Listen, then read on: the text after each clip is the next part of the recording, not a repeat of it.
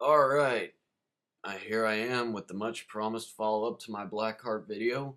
This video is going to be about Mephisto. So, stay tuned, stick around, and enjoy. Alright, now Mephisto is probably one of the most powerful villains in the entire Marvel Universe.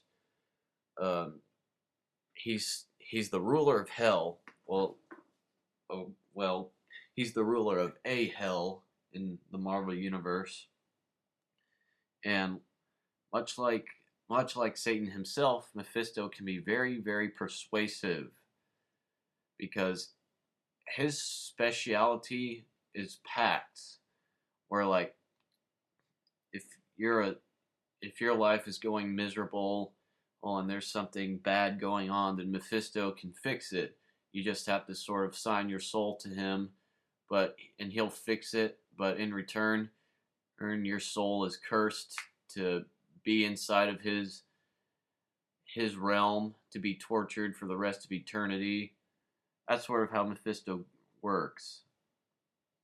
Um, and he's not just a passive villain either. Like, he will try to corrupt and seduce any hero or villain.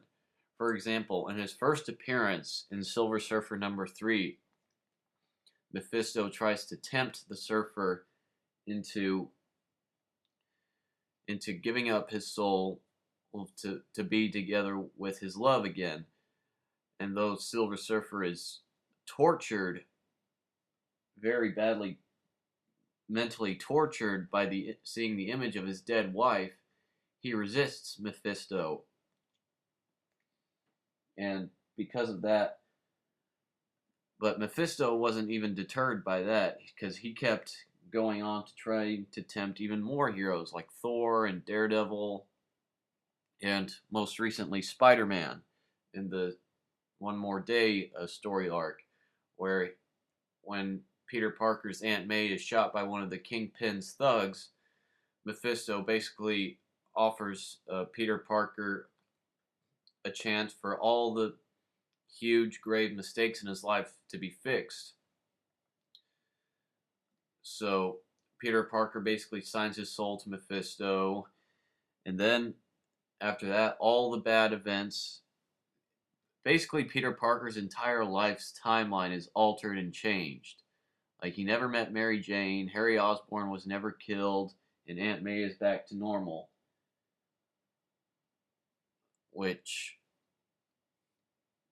So, yeah, basically, Mephisto, he'll give you anything you want in return, and so that he can torture your ass after you die.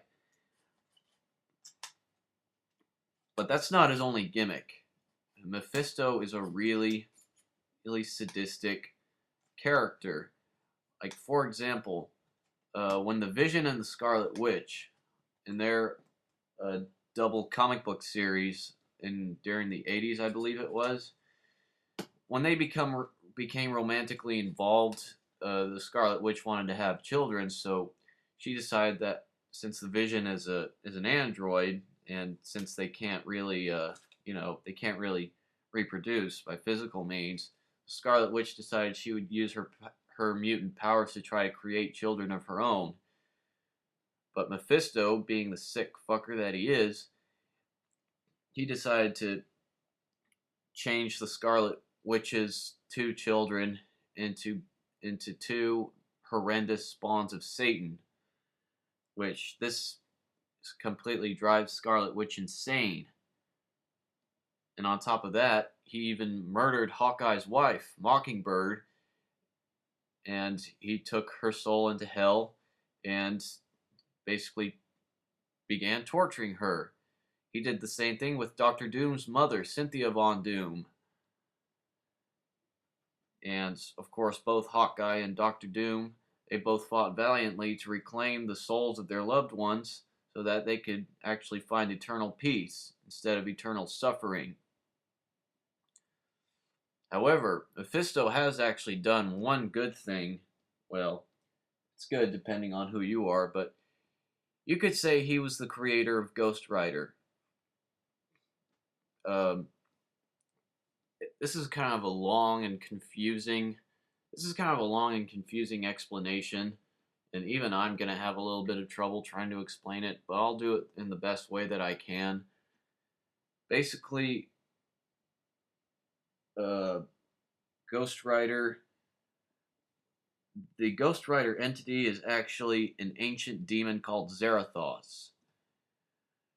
And Zarathos is a very old and very powerful demon.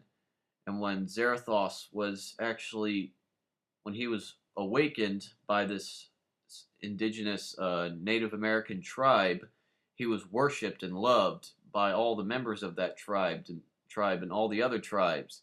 Mephisto was jealous of Zarathos' popularity, so he basically tricked Zarathos, and because of, he tricked and managed to depower Zarathos, and because of that, Zarathos became his slave.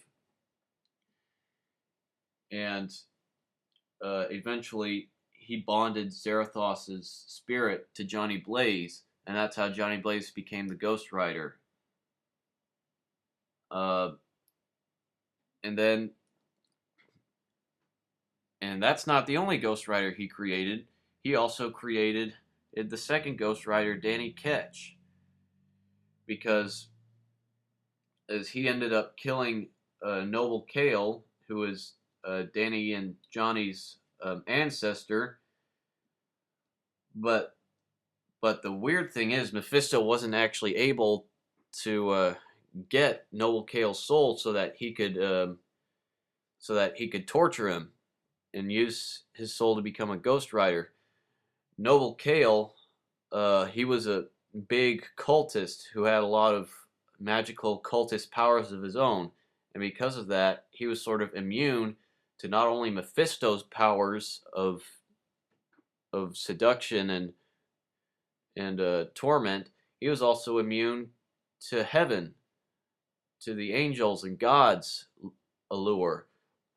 So Noble Kale sort of became a very powerful spiritual entity of his own, but Mephisto still found a way to bond Noble Kale's spirit with Danny Ketch, and that's sort of how Danny Ketch became Ghost Rider, because Noble Kale, before he was killed, Noble Kale was turned into a Ghost Rider. I don't really know if that's 100% accurate. I do a lot of research for these videos, and sometimes I know I don't always convey I don't always get it 100% accurate all the time, but that's the best explanation I can give from what I can remember. But man, 8 minutes. Yeah, I've gone on pretty long here. Mephisto, a very powerful villain, and a very fucked up villain, because he's basically the type of guy who will give you whatever you want, but it comes at a price, because he will have your soul and he will torture it. That's because that's what he loves to do. He loves to plug at your heartstrings, and he loves to see you weep in misery, because Mephisto is just a bastard. I think that he's probably the most evil, demented villain in the entire Marvel comic book universe. And you can't trust him either. Even if you're a supervillain, Mephisto will eventually turn on you, because in the War of the Gems storyline, and he betrayed Thanos, and he tried to kill and enslave Thanos. So Mephisto is a very untrustworthy villain that you can't even bother handing your soul to. Mephisto was played by Peter Fonda, I believe, in the live-action Ghost Rider movie. And unlike Blackheart, Mephisto, I think, was portrayed actually very faithfully in this movie. Because, you know, just like in the comics, he sort of comes to Johnny Blaze as a young kid, and basically makes Blaze sign his soul to him so that he can become Ghost Rider and save his father's life. And that's basically all I have to say. This video's gone on too long. Alright.